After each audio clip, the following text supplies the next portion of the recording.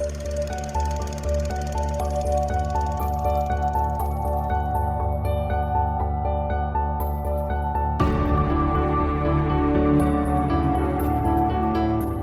I'm Sophie, and I haven't seen a lot of movies. Hi, I'm Paul, and I'm here to help with that. And we are SP Film Viewers.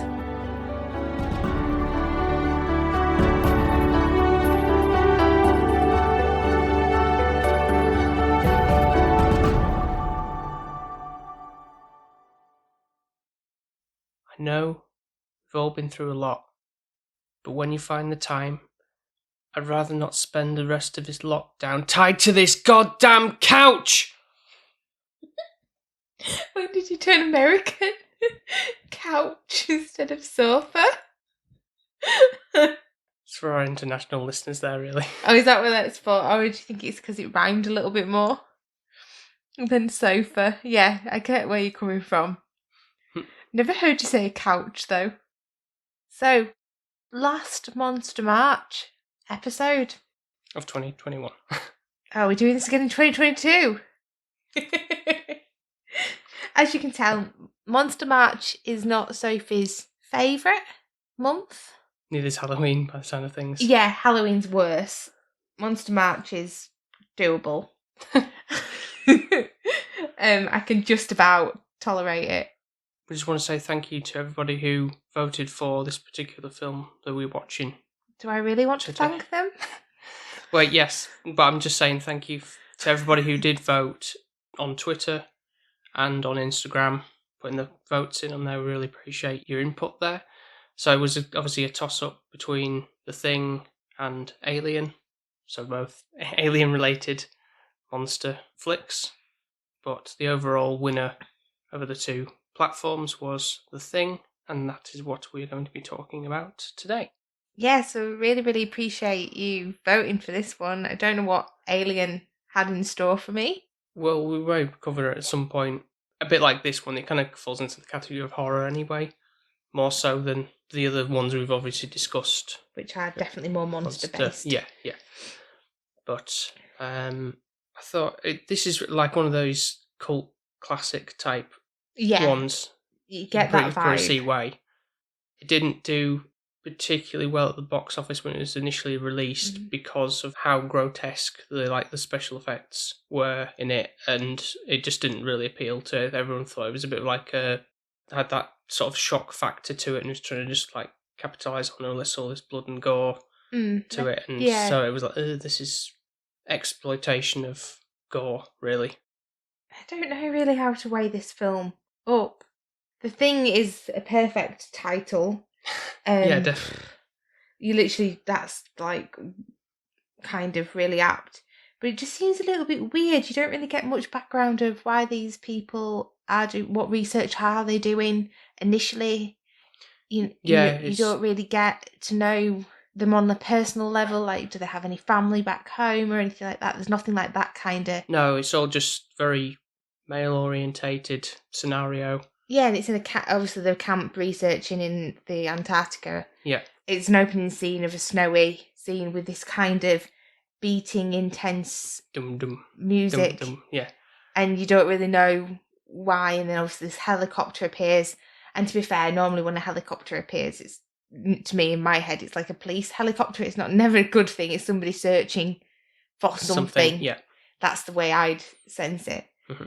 Then you've got this husky, and I'm literally thinking within about 5 seconds or something of the film that this husky is going to die. And I'm like, seriously, Paul, is this man going to shoot this husky? Is this literally what you've just put on the telly? Because I love huskies, and I wouldn't be very impressed if literally the opening shot was this husky getting shot. Yeah, I knew you were going to question that. But I had to, as we're going to later, keep my mouth shut a little bit and keep stum about how things progress, because you're like, why is they shooting at the husky, Paul? Why is there? Please don't tell me he doesn't die. Yeah. It's like, yeah. Literally, I love huskies, and the fact of any animal kind of cruelty. I'm like, well, what's the dog done wrong? Like, why would you shoot an innocent animal? I kept saying there's a reason behind it, but I can't divulge too much information about it. thankfully, he didn't really press on too much about why. Because I think, I don't want to explain it, because then it kind of spoils things. But yeah, it kind of is a bit like the Fight Club thing, because I was so fixed on the dog that I didn't actually realise what was coming, whereas in Fight Club, I was... Animal. Yeah, I was a little bit more tuned in on that one, Yeah. whereas this one, I didn't really see this bit coming, because Well, I mean, I don't know if you would have think like, you might be going, why do they keep cutting to this husky, like, in, like, shots, and it's like, he's, Now- like, looking at something, and... I actually did, and I wrote down here, and you're going to laugh at me. I put literally after them trying to shoot the dog, Yeah. then the man, this weird scene where this Sweden or Norwegian man, because obviously they never know which one he is, because they keep flitting. That's only our lead man, Kurt Russell, who's playing a character called MacReady, or Mac, as he's referred to. Yeah, it's a bit of a sort of, I don't know if it's casual racism or not, in a sense of not knowing the difference of, where they're from, Sweden, Norway, but they are Norwegians from a different camp. Basically, this man gets out and he's looking like he's wanting to shoot the other people in the camp. That's what kind of they're trying to go for. Mm-hmm. Then he gets this grenade or something out, and somehow he shoots it to the back of the plane and sets his plane. Yeah, he misthrows it or something. And it's like, how the hell did that even happen? Like, come on, let's be serious. That doesn't happen unless it's a cartoon. Uh-oh. Yeah, and then it's ridiculous. Just pile of dust, yeah. And obviously he gets shot. And I literally wrote down, I'm already confused with what the hell is going on. And I've put that the dog is the most interesting part. Now, yeah, you do keep saying that, yeah. I felt like the dog knew something. So I thought he was sensing something. Yeah. Like a dog would do, like if something wasn't right. And I thought that's why he was hanging around. Uh-huh.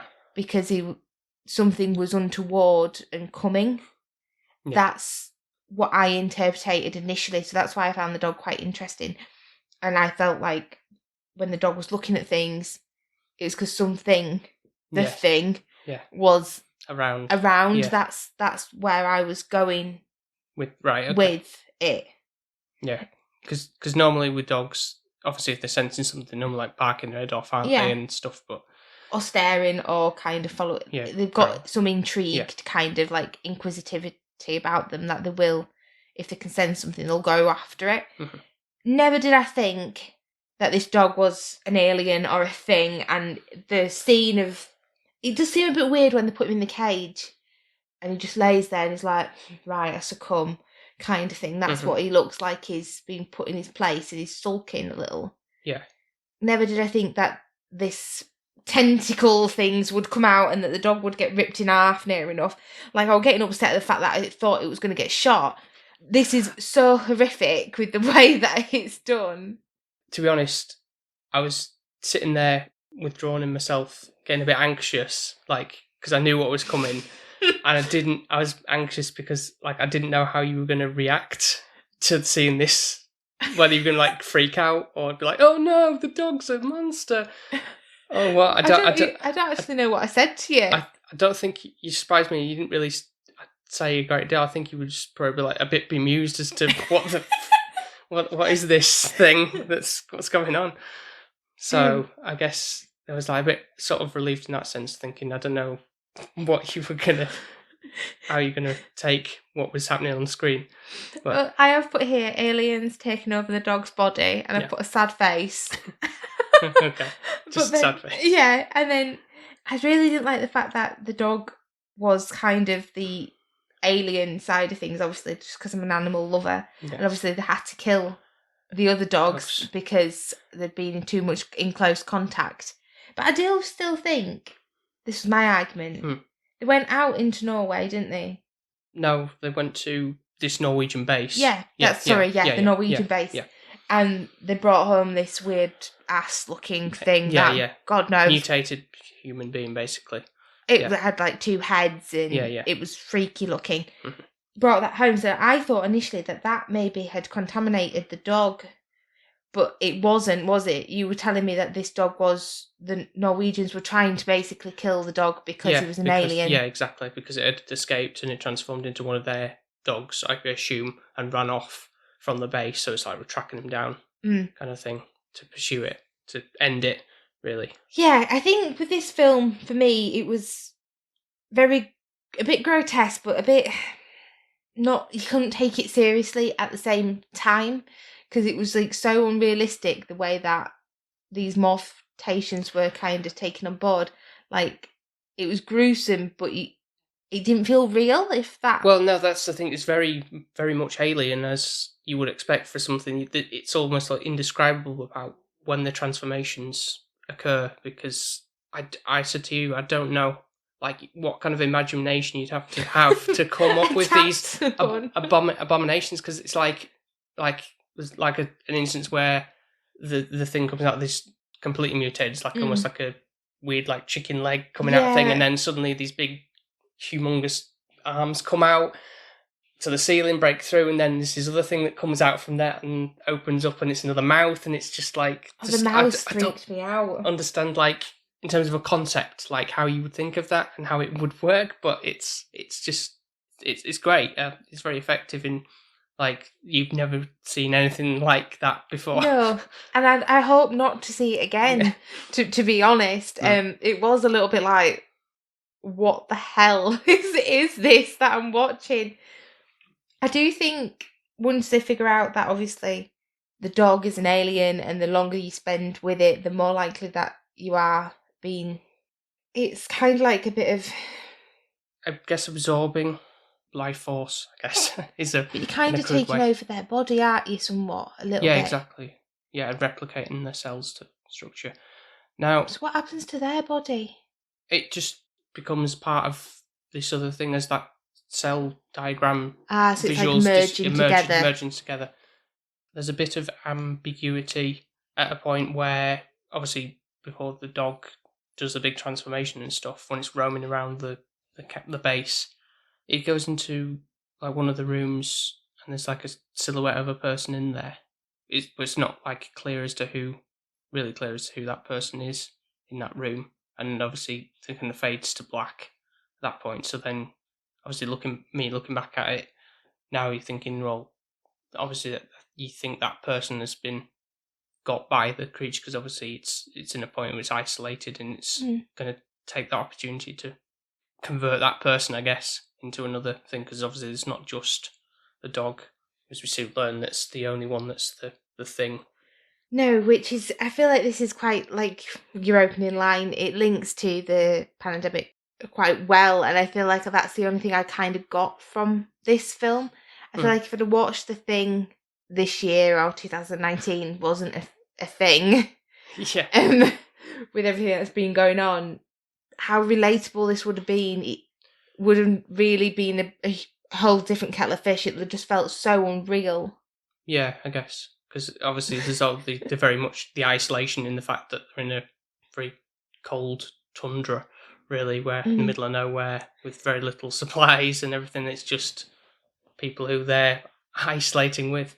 Yeah. Yeah. And to that point, I think social distancing does come into play a little bit. Like, there's one line, and this is obviously jumping way to the story, where Mac is like basically telling nobody's allowed to come near him. Yeah. He's like, otherwise he's going to shoot them or something like that. Blow up the base. Yeah. And it's just like, it made me chuckle, because it's like the parallels, 2 meters apart. That's all I could think in my head, and it was like, this weirdly seems relatable a little bit, which was strange. Because it shouldn't, that shouldn't even be a thing where you should relate to something so extreme. Yeah, I know. Yeah. But it's like the testing and stuff like that literally they had, they didn't have like track and trace. Because obviously they needed to know who was a thing. And every time they kind of got to the point of where they wanted to track something, like the blood had all kind of been dismantled. So they had to come up with a new idea. You've been drained from the supplies. Yeah, sorry. Yeah.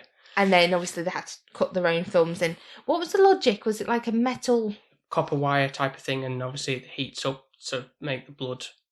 So is it like, obviously, if you were human, that It wouldn't... would just go like it'd But- steam up. If you were an animal, it'd be like a threat or something. If it was the thing, because he kind of explains the fact that because almost every part of the thing is a life form, the cells in it sort of react to obviously fire is a thing that kind of comes into play for fire. That's the best way to just kill it with fire, basically.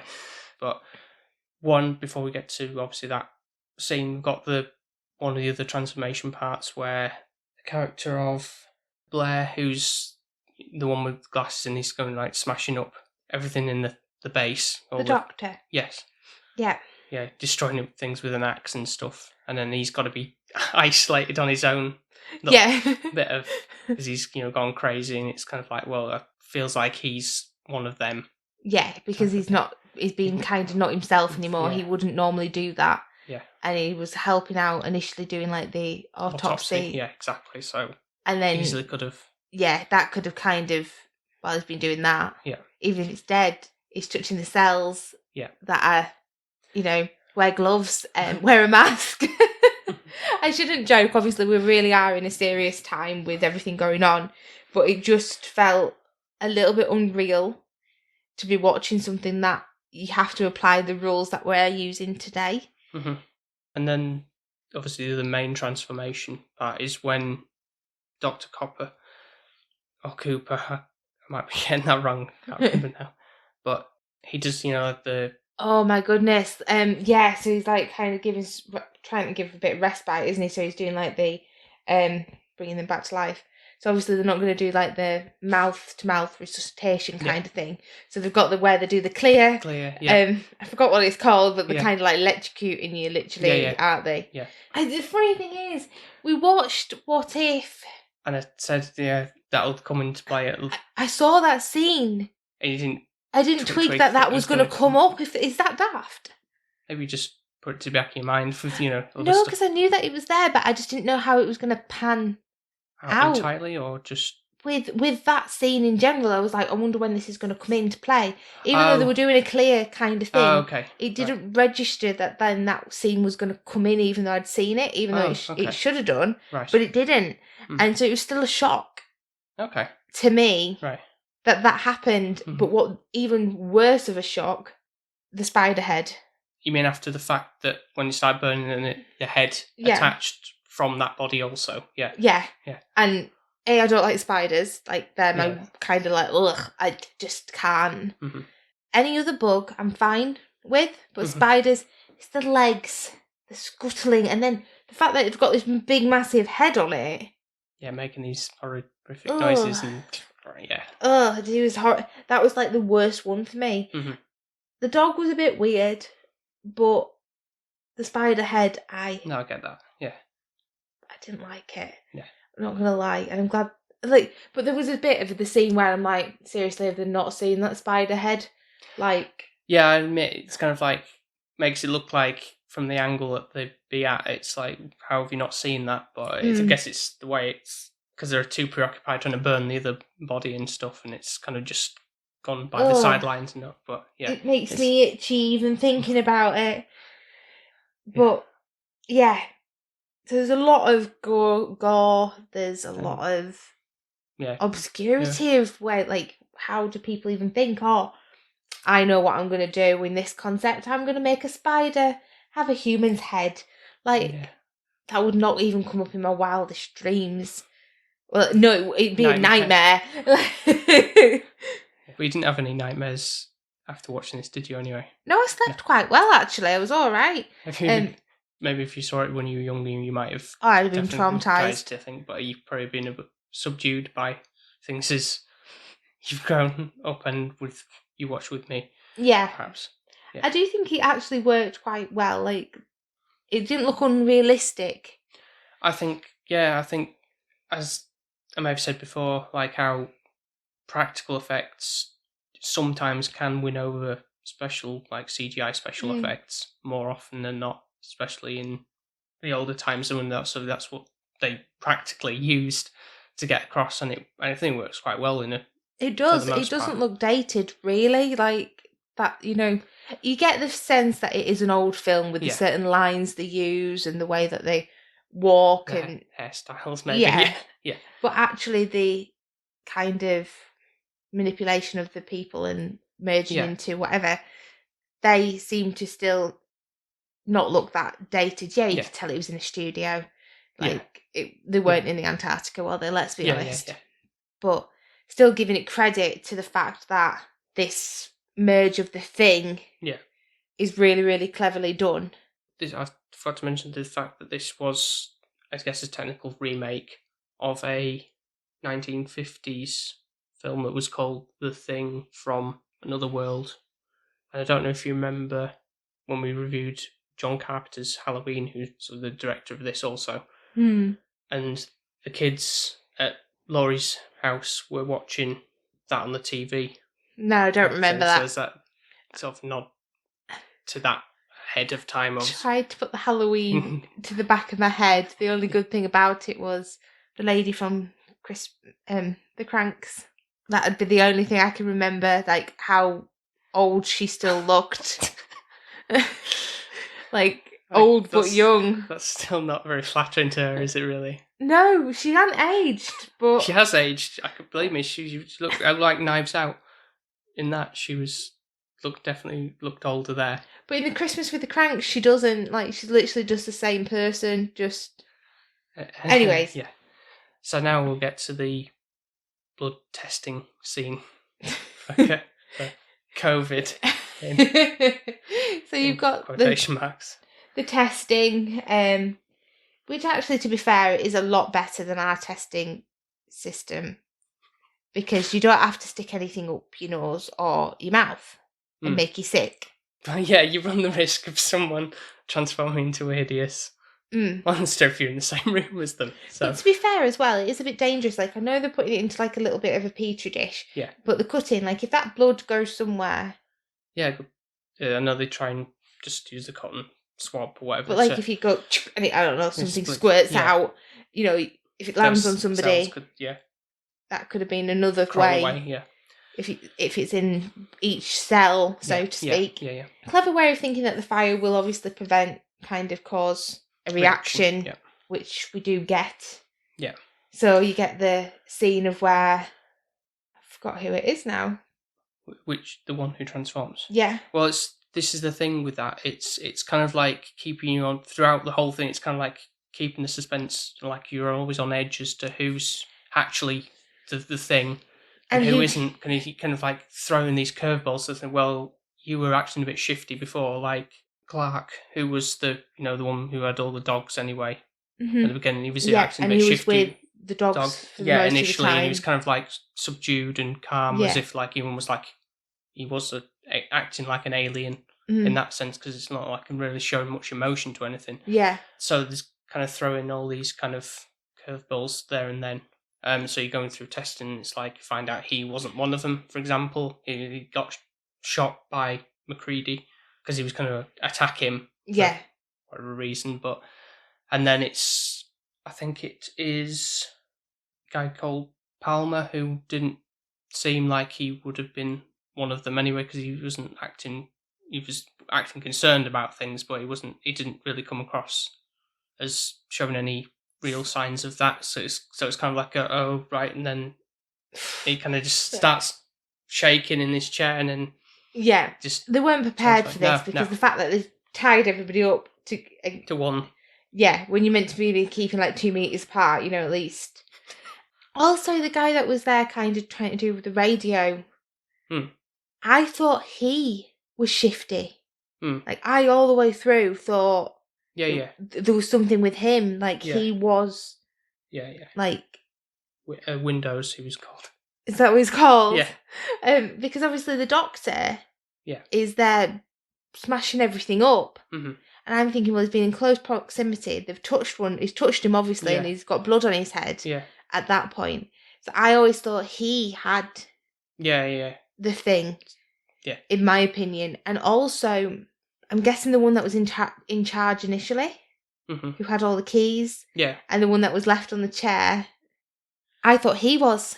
as well. So it's so strange because like I thought I could read people, but they really did throw in curveballs. But when we get to that scene of obviously the guy with the in the recording room, Mm-hmm. he gets somewhat doesn't he? Like Yeah, he kind of like set him on fire and something, and it's kind of one of those things like why are you just like standing there? It just drops down from the ceiling, and why aren't you doing anything? Kind of thing. Yeah. It's like I wouldn't. He's just frozen in fear, but I feel like you should be doing something there rather than not just standing there like a lemon. But no, I completely agree. But obviously, the other guy, is it Mac? Yeah. He can't seem to get his work in. Yeah. It seems to be not. I don't know if he's run out of gas or something. Yeah, it's like inconvenient time for that to be happening, isn't it? Yeah, pretty much. So obviously, you get to a point of where now you're losing people left, right, and centre, and I think you've only got like 4 people actually left. Yeah, 5 if you include Blair, but you haven't seen him for a while. He's kind of just escaped. Yeah, from his hut. To be fair, we know he's the thing, so you've only got 4 people that you think you can trust. Yeah. Which I think we started off about 12 or something like that, didn't we? Yeah, pretty much, yeah. I do think there is certain things with sound effects. Like earlier on, there was a scene where having a bit of a brawl. I know you're going to say that, yeah. And there was like a noise, and it was like such a comical hitting noise. It wasn't even like another cartoon effect, like. But you do realise within this, you really need to trust people. Like, if you haven't got a good relationship, so I always think of like if you thought of this with a work colleague situation, like at home, I'd know if you were the thing or not because I live with you constantly and I know what your traits are.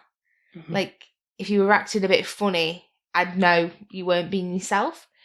I think it's harder if you work colleagues. Obviously, they've been together on this mission, kind of doing the research for a while. So you do get to know one another, but you're not going to know each other like we'd know one another. Yeah, of course, yeah. So it's still hard to not have that trust element, kind of, are you the thing, are you not the thing? That's the whole plot line of the story, isn't it?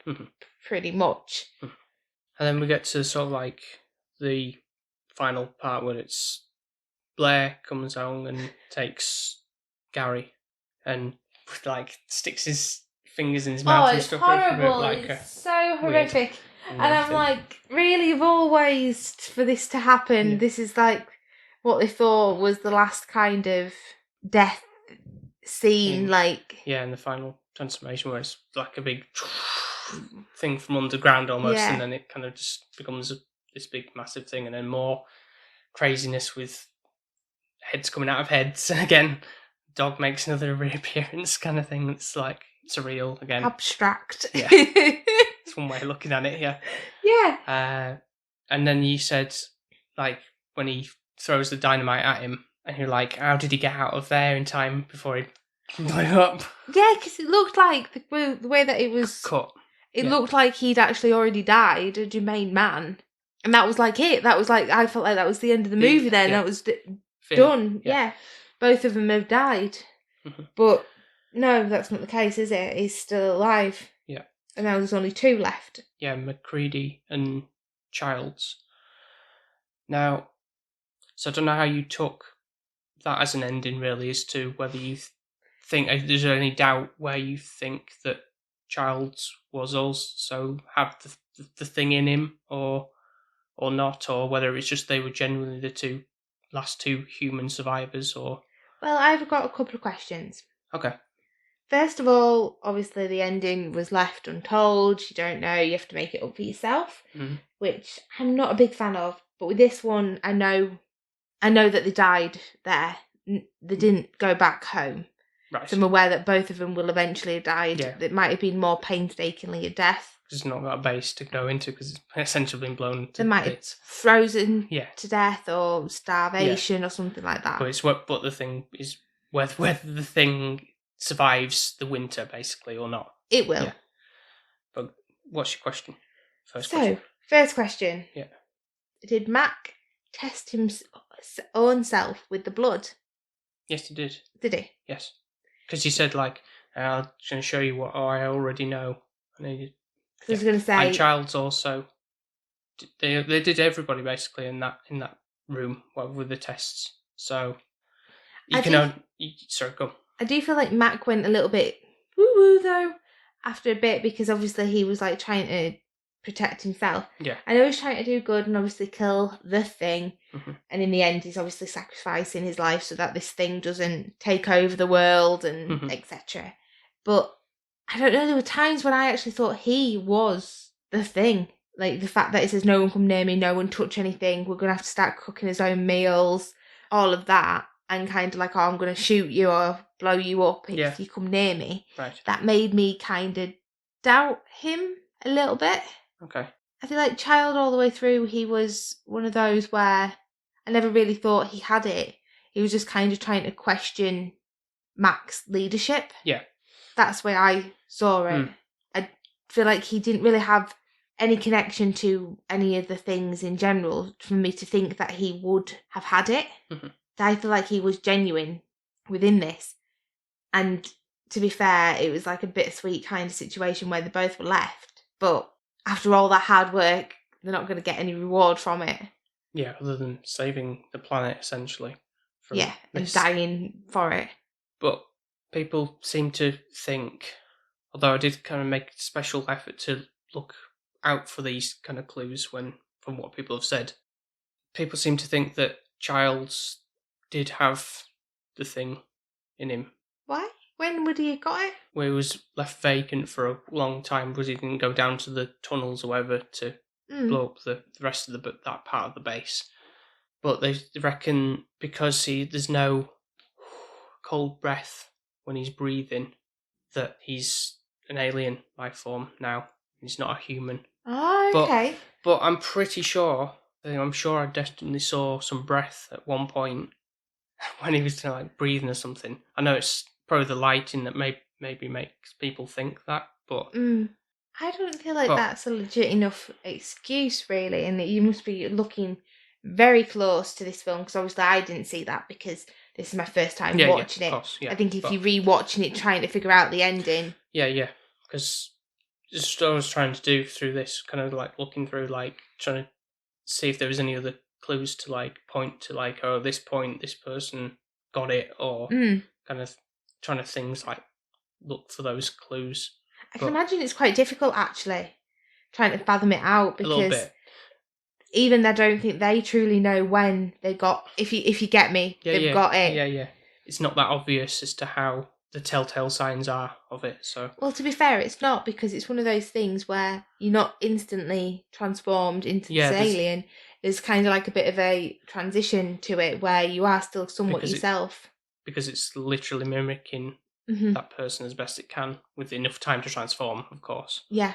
Because there was another instance where Bennings was another one of the crew, and he was in the room where that other deformed carcass was before, and he got absorbed by that, and then he ran out, and he hadn't fully transformed when he was outside in the cold. He kind of stopped, and he had this big claw thing coming out of his hand, so it was kind of almost human-like in appearance, but yeah, he didn't have the time to do it, so it's kind of like once it got to a point where it could completely transform into something that we all recognise, then it would be very difficult to tell, really, because it would have all the knowledge and I think the mannerisms. It's not like in any other alien body taking over film where it'd be more like you'd tell because of like you're in a dull drony voice or something, like, oh, you don't eat this particular food or something. Oh, you always hated such and such. Oh, I like it now, and it's kind of like those kind of things are a bit more obvious to pick out. And expressions, I can imagine as well, like more expressionless. But I think that's long and short of it. So, ready to give it a score?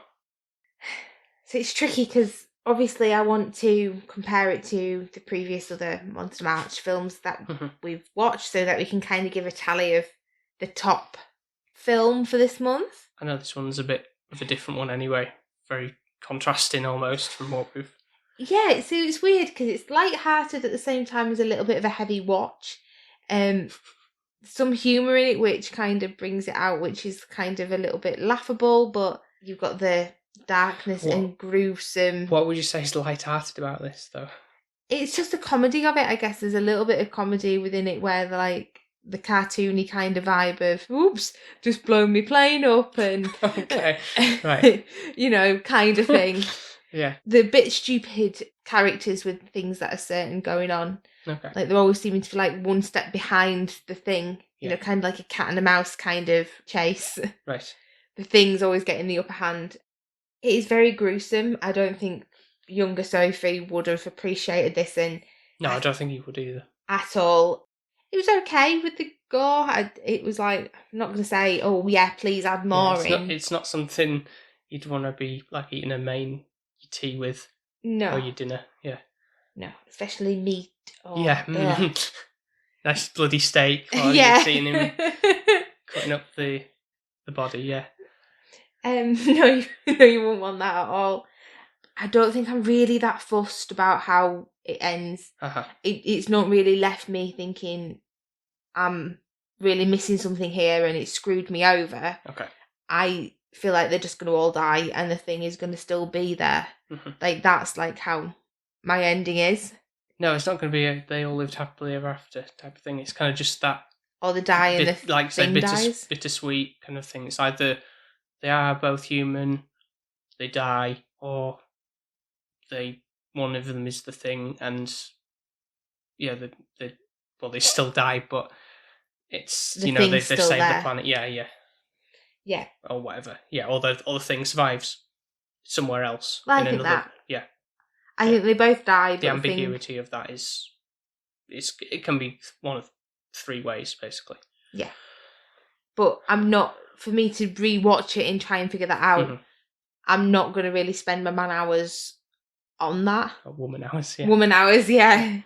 Okay, so in all, I think for the thing, the score will be, and I'm so sorry because I know this is meant to be like an iconic film mm-hmm. and everything. I think it was going to be a 6. I've not loved it. I won't watch it again. That's fair. I've seen it. Yeah. I think that was really the thing. I wouldn't expect you to be like, oh, come on, let's put this on again. No. For your benefit. It's kind of like one of those things that it's quite a popular one. I've introduced you to it. I wasn't expecting you to. I really, really, really love that. Oh, thanks. See these grotesque puppets come out. Oh yeah, definitely. Yeah. Okay, so mine's going to be a bit higher than yours.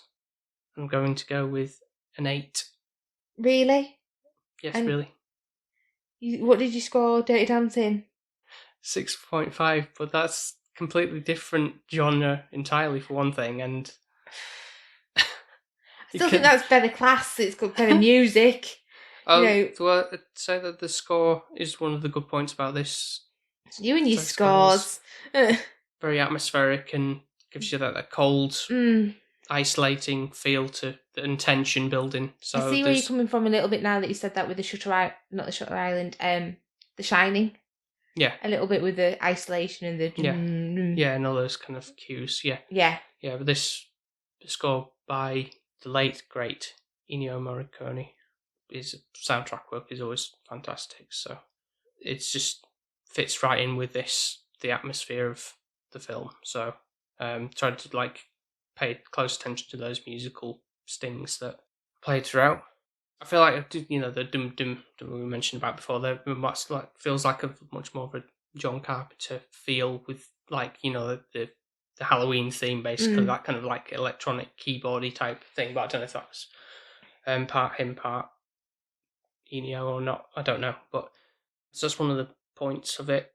Really admired the practical effects used for the makeup, special effects for. I think that's creatures. What's giving you at least 2 points, isn't it? Is the creature and the the just befuddles me how they came up with that stuff as a concept. Really. Well, to say you're an artist, I'd have thought kind of that might be in your head, but I feel like sometimes you have to be a little bit deranged. I don't know. Yeah, for them kind of concepts to come into your head. Yeah, because I don't know how they would have put that down on paper. I want this to have these million arms. I don't know. It's not quick. It's it's not as straightforward as you might think of. Like someone might think of it just a monster or No, to look that way, but they've got several monsters within it, haven't they? Obviously, you've got the thing, but you don't really know what that thing is. It can be anything. Yeah, essentially. It's not like it's just Godzilla or King Kong. It's where you can identify that is a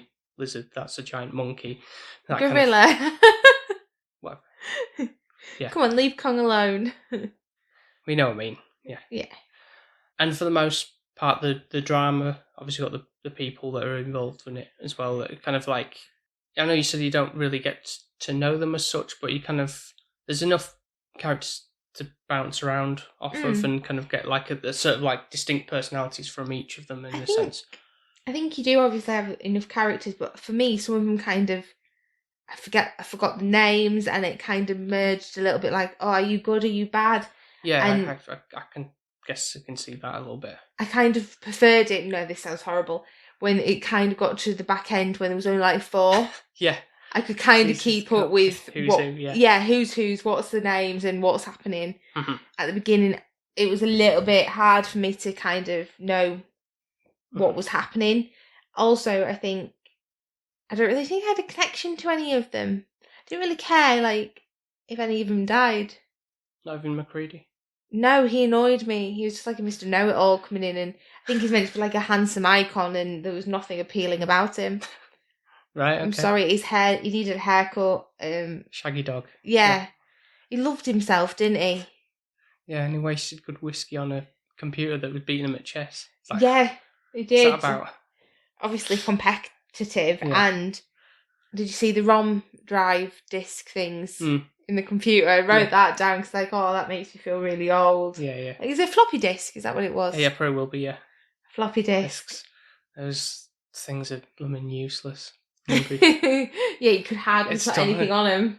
Yeah, they never worked for me anyway. When I tried to put like any like sort of file on, they just didn't read when you tried to load them onto the computer. But I think mine used to always corrupt or something ridiculous. Yeah, exactly. Yeah, some things like that. But anyway, we've progressed with some technology. Yeah, at least. Sorry if we're kind of shoehorning the whole COVID thing with this, but as Sophie's pointed out, there is some clear parallels a little bit, scarily. It is scary. At least, hopefully, with this, we are seeing a light at the end of the tunnel. Yeah, getting ever so closer to that freedom now. At least we're not like Mac and Child thinking, well, is this going to end or is it going to end us? Yeah. So let's think we're in a bit more of a positive situation. But yeah, definitely worth watching once. Okay. I won't waste my time again. Yeah. Okay, so now we'll just quickly go to least favourite to most favourable of the Monster Mash this year. Okay. Bear with me while I get my thoughts together. I already know my favourite. Okay. That wasn't hard. Least favourite, I think there's been quite a few low scores. Yeah. So we've got, remind you, got Jurassic Park 3. Oh God, I forgot about that. That was the beginning of the month with our friend Alex. I didn't forget Alex, but I just forgot about the Jurassic Park 3. Yeah, it's pretty forgettable, to be honest. That was a lot of fun, that episode. I really enjoyed actually riffing on it, yeah. Yeah, I did, actually. Yeah. That kind of gave me a little bit more joy towards it. Even though I think I scored that a 3. I think it was quite harsh. No, I don't think you were. The best one, obviously, is King Kong versus Godzilla. Yeah, that's definitely based on the scoring alone, yeah. That, for me, was the best option. Obviously, we've got the Clash of the Titans, and we've got this one that we've watched, the thing. Yeah. So that'd be the 4 of them. Yeah. So, King Kong versus Godzilla, knockout, number 1. Yeah. Obviously, I have a soft spot for Kong. Like, if he wanted to pick me up and walk me somewhere, I wouldn't scream. I'd let him. Like, okay, Kong, let's go on a walk. I'm fine with that. And Paul can stand there while this big gorilla takes me somewhere. And then what? Leave you to be by yourselves? What? To come back to collect you later or something? What? You can come back for me later. Don't upset Kong though. Don't be out all night. Bring her home by 12. Yeah. I think I'd say the least favourite is the Clash of the Titans, and I know I'm so sorry for saying that because the puppetry on it is amazing, but the story and the acting is just so bleak. It's like pulling teeth, and it just felt like, oh, when is this going to end? Okay. Whereas Jurassic Park was fun to watch, just to rip on it. Yeah. Like, we were just giggling all the way through, weren't we? Yeah, Which was fun. Yeah, exactly. Whereas there was nothing really funny about the Clash of the Titans. It was just boring. Okay. So, by that logic, I'm guessing it's going to be Clash of Titans number 4 spot, then Jurassic Park 3, then The Thing, then King Kong versus Godzilla. Am I right? Yeah. Okay. What about you? Are you the same as me? For mine, it would be Jurassic Park 3 at the bottom spot. Really? Yeah, really. Is that because you love Jurassic Park so much that this ruins it for you? That it has to go at the bottom? Yeah. Yeah, a bit of a bleh one. Then Clash of the Titans. Oh, this is tough. Is it? Is it really? It's not. I don't. So are you struggling here at the moment between The Thing and King Kong vs Godzilla? Because there's different merits with that, really. Because obviously I've given them similar scorings of 8, but different reasons. Where it's like, I don't know if I'm doing a disservice to The Thing because that's more like a recognised classic. Where I'm just going to think, oh well, because it's rubber suits and stuff, just because it's funny, I'm just going to put that at the top spot. But I kind of feel like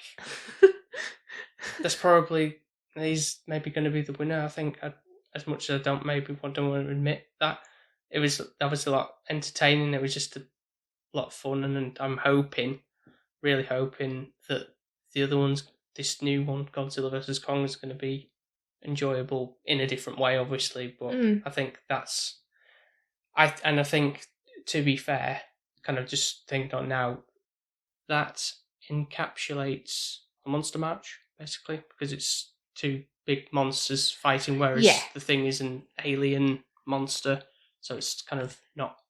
I think really you're right, and I think fit the bill on that. Really, I think that's when you think of monsters. I guess you would immediately jump to Godzilla and King Kong. I guess more so than anything. Yeah. So I think I'm gonna go with that. Yeah, we agree. And thank God Monster Match is done. So moving on to April, Easter. There's that James Corden Easter film with a rabbit. Well, there's actually another one that I think more is to do with Easter. That was called Hop. I've seen that. Have you seen it? I think so. Is it with it's a flipping Russell Brand doing the voice of the rabbit? I think I have. I think I've seen that. I think you got in away with that one. But I'm sure James Corden is a rabbit. Peter Rabbit. Peter Rabbit. Like absolute sacrilege. You really don't like James Corden, and it's I certainly it's don't mean. like James Corden when he's, Beatrix Potter and all those books I used to love as a child. You haven't even given it a chance. Oh, no. I think sometimes, I get educated on this, SP Film Viewers. Somehow, Paul doesn't. That's not the purpose of the show, really. But I'm growing quite a bit. And don't you think you might want to try something different? I've tried something different. We've tried Dirty Dancing, Pretty Woman, 10 Things I Hate About You. Anything else? Can't think off the top of my head, but we'll do a vote and see what people think, and see if they want you to watch it. He's looking so hurt right now. It's like that's not going to happen. No. Thank you very much, everybody, for listening to this episode. And if you want to check all the other Monster March features we've covered, you can find them on Apple Podcasts, Spotify, Podbean, and wherever else you might get your podcasts from. Do also give us ratings and reviews on Apple Podcasts if you're listening on that platform.